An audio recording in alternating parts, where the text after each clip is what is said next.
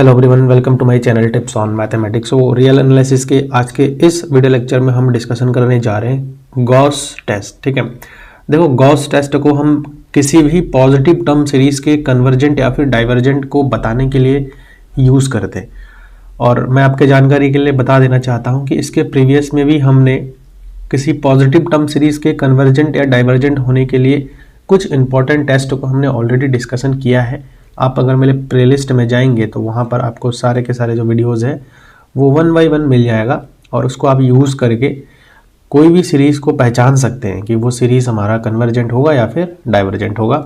तो मेन आज का जो टॉपिक है वो हमारा है गॉस टेस्ट। हम बेसिकली फोकस इसी पर ही करेंगे एंड देन हम कुछ ऐसे जो है क्वेश्चंस इसमें लेंगे प्रीवियस ईयर के, जो कि आपके कुछ टेस्ट लगाने के बाद, जैसे लॉगरिथमिक टेस्ट हो गया, रेशियो टेस्ट हो गया, डी-एलम्बर्ट टेस्ट हो गया, तो ये कुछ पर्टिकुलर टेस्ट है, उनको लगाने के बाद जो है फेल हो जाएगा केस। ठीक है, देन फेल होने के बाद फिर हम गॉस टेस्ट यूज करेंगे। देखो हम जो टेस्ट हम ले रहे हैं वो 1 बाय 1 हम इस टाइप से जो है कर रहे हैं, कवर कर रहे हैं कि जो अगला वाला टेस्ट है वो इससे भी ज़्यादा स्ट्रांग है। जैसे मैं गॉस टेस्ट यूज़ कर रहा हूँ, तो गॉस टेस्ट के बाद हम जो भी पर्टिकुलर टेस्ट यूज़ करेंगे तो वो हमारा गॉस से भी स्ट्रांग टेस्ट होगा। मतलब गॉस टेस्ट भी जहाँ पर फेल हो जाएगा वहाँ पे जो भी टेस्ट हम आगे फर्दर डिस्कशन करेंगे वो टेस्ट जो है वहाँ पर काम कर जाएगा। ऐसे मैं एक एग्जाम्पल लूँ, प्रीवियस में हमने लॉगरिथमिक टेस्ट पढ़ा था और रेशियो टेस्ट पढ़ा था। तो जब भी हम लॉगरिथमिक टेस्ट में फेल हो रहे हैं तो देखो लॉगरिथमिक टेस्ट फेल होने के बाद जो है हम गॉस टेस्ट लगा रहे हैं। तो गॉस टेस्ट लगाने के बाद जो है हमारा जो भी सीरीज है वो हमें पर्टिकुलर मिल जा रहा है कि भाई बाकी में कन्वर्जेंट है या डाइवर्जेंट है। ठीक है ना, तो ये सारी कहानियां हैं और मैंने आपको ऑलरेडी ये सारी चीज़ों के बारे में अच्छे से बता रखा है। तो गॉस टेस्ट को देख लेते अच्छे से। लेट समेशन an जो है वो एक पॉजिटिव टर्म सीरीज है, जो कि आपसे पहले ही मैंने डिस्कस कर दिया था, बता दिया था कि भाई an जो है वो एक पॉजिटिव टर्म सीरीज होगा। क्लियर। तो ratio of an divide by n plus 1 जो है वो हमारे कुछ इस टाइप से रहेंगे, alpha plus beta by n plus gamma n over n raise to the power p, where alpha जो है वो 0 से बड़ी है और p जो है वो 1 से बड़ी है, और जो हमारे गामा n दिया हुआ है वो एक बाउंडेड सीक्वेंस है। और बाउंडेड सीक्वेंस क्या होता है वो आपको जरूर पता होगा क्योंकि इसके बारे में मैंने ऑलरेडी आपको बता रखा है। ठीक है, बाउंडेड का मतलब क्या है कि कोई भी सीक्वेंस है जिसका एक अपर बाउंड या फिर लोअर बाउंड जो है एग्जिस्ट करता हो। तो इस केस में ये जो हमारे पास आ रहा है, इस केस में ये कन्वर्जेंट कब होगा, जब ये जो सीरीज है वो हमारा कन्वर्जेंट कब होगा, जब अल्फा की जो वैल्यू है वो ग्रेटर देन 1 होना चाहिए। दूसरा, बीटा डिपेंड नहीं करता है कि बीटा क्या है, बीटा कुछ भी हो सकता है, लेकिन अगर अल्फा की वैल्यू सिर्फ ग्रेटर देन 1 हो गया तो उस केस में जो भी सीरीज दिया हुआ रहेगा an वो हमारा क्या हो जाएगा, कन्वर्जेंट हो जाएगा। सिमिलरली अगर लेस देन 1 हुआ तो वो हमारा डाइवर्जेंट हो जाएगा, डाइवर्ज कर जाएगा सीरीज। बीटा डिपेंड नहीं करता है कि बीटा हमारा क्या आ रहा है। ठीक है, और अगर इन केस अल्फा की वैल्यू इक्वल टू 1 आ जाए, एग्जैक्टली इक्वल टू 1 आ जाए, तो जैसे प्रीवियस के टेस्ट में हमने तो देखा था ना कि फेल हो जा रहा था, केस फेल हो जा रहा था, दूसरा केस हम यूज कर रहे थे। यहां पर थोड़ा कंडीशन डिफरेंट है। अगर अल्फा की वैल्यू एग्जैक्टली 1 आ गया तो an कन्वर्जेंट होगा अगर बीटा जो है यहां पर ग्रेटर देन 1 हो जाए। समझ रहे हो मेरी बात को। यहां पर हमने क्या देखा था कि अगर डायरेक्ट कन्वर्जेंट है, ग्रेटर है तो डायरेक्ट कन्वर्जेंट हो जाएगा, लेस देन 1 है तो डाइवर्जेंट हो जाएगा। लेकिन in case of if alpha is equal to 1 then the series will be convergent if and only if this is the beta is greater than 1। तो बीटा ग्रेटर देन 1 के लिए convergent हो जाएगा। ऐसे ही मैं बात करूं, अगर अल्फा 1 है तो डाइवर्जेंट कब करेगा, जब बीटा की वैल्यू लेस देन और इक्वल टू 1 है। ध्यान रखना, बीटा की वैल्यू 1 भी हो सकता है और बीटा की वैल्यू लेस भी हो सकता है। तो दोनों केस इस एक में ही हो गया है हमारा। क्लियर है। तो इसके एग्जाम्पल देखते हैं और एग्जाम्पल डिस्कस करेंगे तो आपको ज़्यादा बेहतर समझ में आएगा। होप कि टेस्ट के बारे में आपको समझ में आया। मैं आपसे रिक्वेस्ट करूंगा कि प्रीवियस के टेस्ट को आप लोग ज़रूर देखिए क्योंकि इंटर रिलेटेड है एक दूसरों से और आपको हेल्प करेगा। नेक्स्ट जो टेस्ट हम बताएंगे उसमें भी आपको ये टेस्ट हेल्प करेगा। ठीक है, तो स्टेटमेंट लगभग सभी का एक जैसा ही होता है, थोड़ा बहुत डिफरेंसेस होती हैं, ठीक है, कंडीशन पे डिफरेंस होते हैं बस। तो क्वेश्चन है, एक प्रीवियस ईयर का क्वेश्चन है जो कि CSIR नेट का है।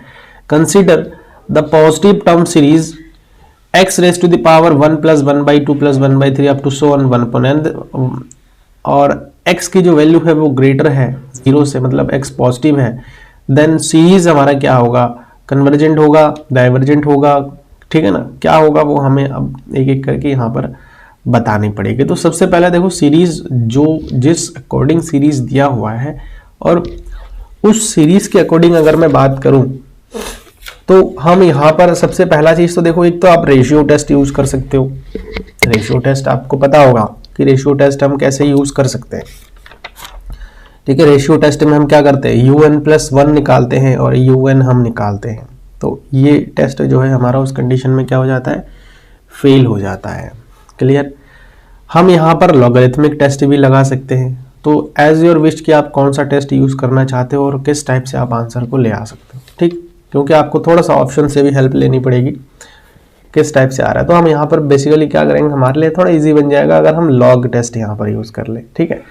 तो चलो बाय लॉग टेस्ट के बारे में आपको पता होगा, वीडियो अगर नहीं देखा है तो उसको एक बार आप लोग देख लीजिए, ठीक है। लॉग टेस्ट के लिए हम जनरली कैलकुलेट क्या करेंगे, हम जो है UN और UN+1 कैलकुलेट करेंगे। तो बेसिकली हमारे पास जो सीरीज दिया हुआ है, गिवन सीरीज, ठीक है, गिवन सीरीज हमारे पास क्या है, UN जो है वो x पावर 1 + 1/2 + 1/3 है ना, plus up to so on 1/n type का हमारा जो है दिया हुआ है। तो अगर ये चीज दिया हुआ और साथ में भी बता रखा है कि जो x है वो हमारा क्या है, पॉजिटिव है, तो ये UN अगर हमारे पास दिया है तो हम यहाँ से UN+1 भी तो काउंट कर सकते हैं ना, UN+1 भी हम काउंट कर सकते हैं, जहाँ n है वहाँ n+1 पुट कर देंगे। तो क्या हो जाएगा, x की power 1 + 1/2 + 1/3 up to so on plus 1/n+1 हो जाएगा ना, n+1 टर्म तक जाएगा, n और n+1 आ जाएगा हमारे पास। ये भी ऑब्वियसली बात है, x का वैल्यू ग्रेटर देन 1 होना चाहिए। तो अब हम क्या निकालेंगे, UN+1, क्योंकि हम लॉग टेस्ट लगा के सॉल्व करने जा रहे हैं। तो UN+1 अगर हम निकालते हैं तो क्या आएगा, देखो UN+1 को हम UN को पहले रखेंगे, क्या आ जाएगा, x power 1 + 1/2 + 1/3 plus up to so on plus 1/n, और डिवाइड में आ जाएगा UN+1 वाला टर्म।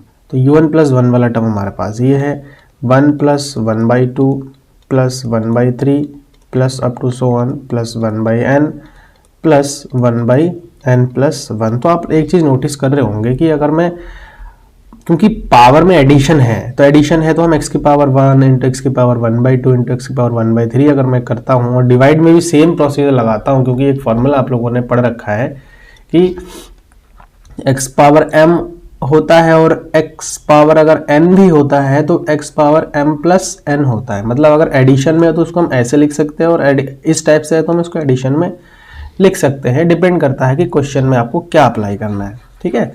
तो ऐसे हम जो है सॉल्व कर सकते हैं। अब आगे इसको अगर मैं वैसे सॉल्व करूं तो ये पूरा टर्म हमारा कैंसिल हो जाएगा, हमारे पास सिर्फ और सिर्फ बचेगा x पावर बचेगा यहाँ से 1/x पावर बचेगा 1/n+1 टाइप का बच जाएगा, ठीक है। ये हमारा जो है यहाँ पर आ जाएगा। अब हम इसको क्या करेंगे, अगर मैं ऊपर ले जाऊं तो x⁻⁻1n+1 टाइप का हो जाएगा, ठीक है। अब हम क्या करेंगे, लॉग यूज करेंगे, क्योंकि लॉग टेस्ट हमें यूज करना है जनरली, तो आपको पता है लॉग तो होना ही है। तो UN/UN+1 हो जाएगा। और इस साइड में भी मैं अगर लॉग यूज कर दूं तो यहां से आ जाएगा log of x power -1/n+1 type का आ जाएगा। क्लियर है, ये हमारे पास आ जाएगा। और अगर मैं यहाँ पर इसको थोड़ा सा और सही वे में लिख दूं तो यहाँ से क्या आ जाएगा, देखो ये टर्म सामने आ जाएगा, क्योंकि आपको पता है लॉग का फॉर्मूला। तो 1/n+1 और यहाँ पर log ऑफ x टाइप का आ जाएगा। क्लियर है। अब लॉग टेस्ट लगाने के लिए आपको पता होगा लॉग टेस्ट लगाने के लिए हम क्या करते हैं, limit n tends to infinite n log un upon un plus 1 type का हो जाएगा, ठीक है। और इज इक्वल टू में क्या आ जाएगा, limit n tends to infinite n और इनटू में log जो है यहाँ पर आ जाएगा हमारा log un by un plus 1। तो log un by un plus 1 हमारे पास क्या है, -1 by n plus 1 log of x, यही तो आया था, log ऑफ x आया था।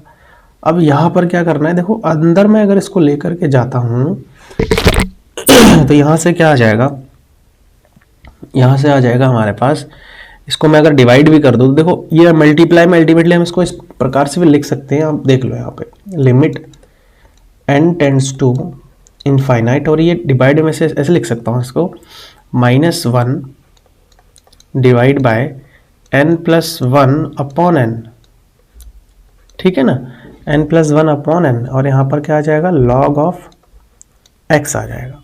क्लियर, log ऑफ x आ जाएगा।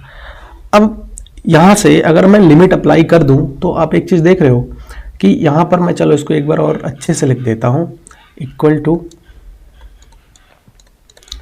Limit n tends to infinite -1 divide by, यहाँ पर मैं इसको लिख सकता हूँ क्योंकि n प्लस 1 बाई n था तो मैं 1 प्लस 1 बाई n टाइप से लिख सकता हूँ, ठीक है। और यहाँ पर हमारे पास क्या आ जाएगा, log ऑफ x आ जाएगा। लिमिट अप्लाई कर दूँ तो लिमिट अप्लाई करने पे क्या आ जाएगा, देखो ये 0 बन जाएगा और जो है 1 इनफाइनाइट 0 1 हो जाएगा, तो ये अल्टीमेटली हमारे पास माइनस का log ऑफ x आ जाएगा, ठीक है, माइनस का log ऑफ x आ जाएगा। इसको मैं और सही से लिख दूँ तो log x raise to the power -1 आ जाएगा, और इसको मैं और सही से लिख दूँ log 1 बाई x आ जाएगा। क्लियर, तो ये log 1 बाई x आया है, ये क्या है, ये एक्चुअली में हमारा जो है l है, जो L हम उसमें बात करते हैं किसमें, लॉग टेस्ट, लॉगरिथमिक टेस्ट में।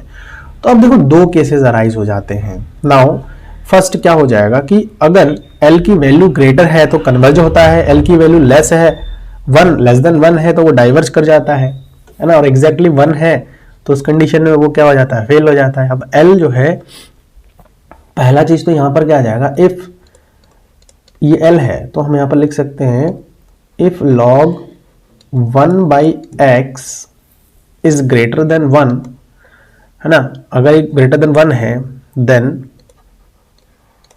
देन समेशन un या फिर an, आप जो भी कह लो, an इज क्या हो जाएगा, कन्वर्जेंट हो जाएगा। दूसरा केस यहां पर अगर डिस्कस करूं तो वो है अगर ये l की वैल्यू, मतलब l हमारे पास क्या है, log 1 बाई x है, और ये अगर लेस देन 1 हो गया देन जो समेशन है वो हमारा डाइवर्जेंट कर जाएगा, ठीक है, डाइवर्जेंट कर जाएगा। तो दो केसेस आ रहे हैं ना हमारे पास, तो दोनों के केस के लिए मैं यहाँ पर एक एक करके ही डिस्कस करूंगा तो ज़्यादा ठीक रहेगा। मैं इसको पहले यहाँ से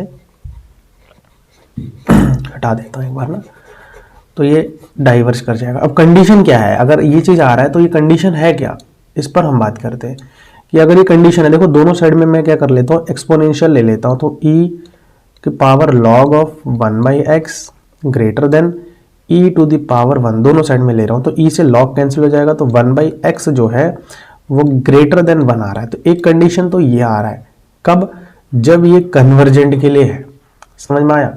दूसरा केस यहाँ पर बात करते हैं, दूसरे के लिए जब दूसरा हमारे पास आ रहा था वो क्या था कि if log 1 by x is less than 1 then जो भी हमारे पास सीरीज है ये जो है क्या होगा, डाइवर्जेंट होगा, डाइवर्जेंट होगा।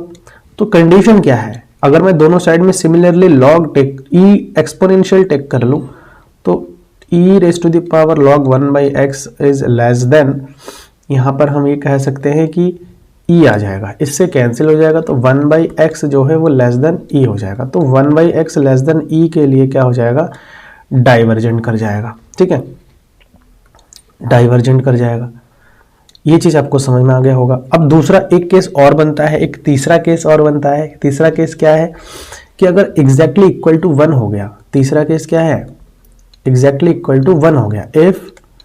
इफ log 1/x जो है एग्जैक्टली 1 हो जाए इक्वल टू, देन टेस्ट क्या हो जाएगा, फेल हो जाएगा। अब हमें नहीं पता ना कि इसकी वैल्यू एग्जैक्टली आना क्या है, हमें नहीं पता इसका वैल्यू क्या आएगा। x की वैल्यू पर डिपेंड करेगा कि x मतलब क्या आना है, 1 आना है, 1 से छोटा आना है। तो हम अज्यूमशंस लगा रहे हैं और हम एक एक कंडीशन को 1 बाय 1 डिस्कस कर रहे हैं, ठीक है। तो अब देखो यहाँ पर भी सेम कंडीशन है कि अगर मैं e ले लूँ, एक्सपोनेंशियल ले लूँ, तो यहाँ से क्या आ जाएगा, e raise to the power log of 1/x is equal to e आ जाएगा। दैट मीन 1/x जो है e के बराबर आ जाएगा।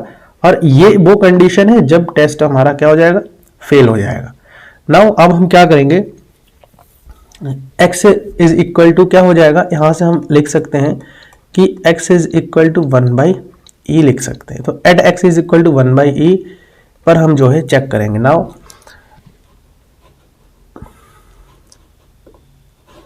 we have to check at x is equal to 1. Now we have to check at x is equal to 1/e। तो हम यहां पर जो फेलियर का केस है तो हम यहां पर करेंगे यूज बाय गॉस टेस्ट, ठीक है, गॉस टेस्ट, ये चीज यूज करेंगे। अब जब हम गॉस टेस्ट यूज करेंगे तो गॉस के बारे में आपको ये चीज पता है कि un/un+1 की अगर मैं बात करूं तो हमारे पास क्या आया था, x raise to the power -1/n+1 type का आया था। और आपको पता है कि हम at x is equal to किस पर चेक कर रहे हैं, at x is equal to 1/e पर चेक कर रहे हैं। तो अगर x is equal to 1/e पर चेक कर रहे हैं तो यहां से हम क्या करेंगे, x के प्लेस पर 1/e रख देंगे और पावर में माइनस का 1/n+1 आ जाएगा। क्लियर है। अब इसको डिवाइड में लेके आते हैं तो हमारे पास आ जाएगा 1/e raise to the power यहाँ से जो है -1/n+1 आ जाएगा। मतलब हर के पावर, मतलब 1 के पावर में भी इसको ले लिया है और e के पावर में भी इसको ले लिया है। तो इसको सॉल्व करेंगे तो e raise to the power हो जाएगा 1/n+1 टाइप का आ जाएगा। क्लियर है। अब जब e raise to the power x होता है तो उसका आपको पता है कि जब भी e raise to the power x होता है, अभी मैं यहाँ पे लिख देता हूँ, सिंस अगर e raise to the power x होता है तो इसका सीरीज कैसा होता है, देखो 1 + x² बाई 2 फैक्टोरियल, ठीक है, plus x³ 3 factorial plus up to so on, इस टाइप से आगे चलता जाएगा। अब मैं इस पर अगर लगाऊं ये वाली टेस्ट तो therefore e raise to the power 1 by यहां से e raise to the power 1/n+1 ना। तो देखो x के प्लेस पर हमें क्या रखना है, 1/n+1 रखना है, ठीक है। तो यहाँ पर क्या आ जाएगा 1+1/n+1 प्लस यहाँ पर हो जाएगा हमारे पास 1/2 फैक्टोरियल और n+1 का होल स्क्वायर हो जाएगा, ठीक है, प्लस ऐसे ही 1/3 फैक्टोरियल और यहाँ से आ जाएगा n+1 पावर जो है 3 हो जाएगा, ठीक है, n+1 raise to the power 3 हो जाएगा और अप टू सोन, इस टाइप से जो है हमारे चलते जाएंगे, है ना, ये आ जाएगा। अब देखो यहाँ से एक चीज आप नोटिस कर रहे हो कि n+1 जो है वो हमारा कॉमन आ सकता है हर अगले टर्म से, ठीक है। तो देखो इसको हम क्या करेंगे, इस टाइप से बना लेंगे, इज इक्वल टू आ जाएगा 1 + 1/n+1 प्लस 1/n+1 का होल स्क्वायर। हमने क्या किया, होल स्क्वायर वाले टर्म से कॉमन ले लिया है। तो 1/, सबसे पहले तो 2 फैक्टोरियल आ जाएगा प्लस 1/3 फैक्टोरियल आ जाएगा और n+1 आ जाएगा, ठीक है ना, n+1 आ जाएगा। और ऐसे ही हमारे आगे जितने भी टर्म्स होंगे वो हमारा चलता जाएगा। ये चीज़ आपको समझ में आ गया। अब यहाँ से देखो, अगर हम ऑब्जर्व करें हेयर हम यहाँ पर देखेंगे तो अल्फ़ा का जो वैल्यू है वो हमारा देखो क्या है, 1 है। बीटा बाई n की अगर मैं बात करूँ, बीटा बाई n की वैल्यू, ये बीटा बाई n है, तो ये हमारे पास आ जाएगा 1/n+1 आ जाएगा। और मैं यहाँ पर बात करूँ 1/n⁻⁻t, तो ये हमारे पास क्या आ जाएगा, ये वाला टर्म आ जाएगा। ठीक है, ये वाला टर्म, तो ये वाला टर्म हमारे पास क्या है, 1/n+1⁻² आ जाएगा। ठीक है, और अगर मैं पूरे गामा n की बात कर लूँ, क्योंकि यहाँ पर हमारा गामा n होता है ना, तो गामा n की अगर मैं बात करूँ, एक सीक्वेंस टाइप का बना रहा है जो कि बाउंडेड होगा। देखो ये सीक्वेंस हमारा बाउंडेड ही है, 1/2 प्लस 1/3 और यहाँ पर n+1 हो जाएगा अप टू so on, और आगे से चलता जाएगा। तो ये हमारे पास एक सीक्वेंस बन रहा है। अब एक चीज़ आपने नोटिस किया होगा कि अगर अल्फ़ा की वैल्यू यहाँ पर देखा जाए तो अल्फ़ा की वैल्यू क्या है, अल्फ़ा की वैल्यू तो यहाँ पर 1 है। देखो since alpha is equal to क्या है, 1 है, एंड बीटा भी 1 है। अल्फ़ा क्या है, 1 है, और अगर मैं बीटा की बात करूँ तो वो भी हमारा 1 मिल रहा है ना, 1 मिल रहा है, तो इट इज़ डाइवर्जेंट। देखो हम यहाँ पर कह सकते हैं समेशन जो an हमारे पास सीरीज दिया हुआ था इज डाइवर्जेंट। क्लियर है, ये जो है हमारा क्या हो जाएगा, डाइवर्जेंट हो जाएगा। तो होप कि ये जो क्वेश्चन मैंने आपको बता रखा है वो अच्छे से आपको क्लियर हो गया है। तो हमारे पास ऑप्शन कौन कौन सा क्लियर जो है सही हो जाएगा वो यहाँ पर देख लेते हैं, क्योंकि हमारे पास MCQ बेस्ड क्वेश्चन था। देखो ये चीज़ हमारे पास कन्वर्जेंट आया था। ठीक है, देखो ऑप्शन 1 क्या है, convergent for log of 1/x⁻1, तो ये बिल्कुल करेक्ट हो जाएगा, हमारे पास आया था। ठीक है ना, कन्वर्जेंट हो गया था। और कन्वर्जेंट फॉर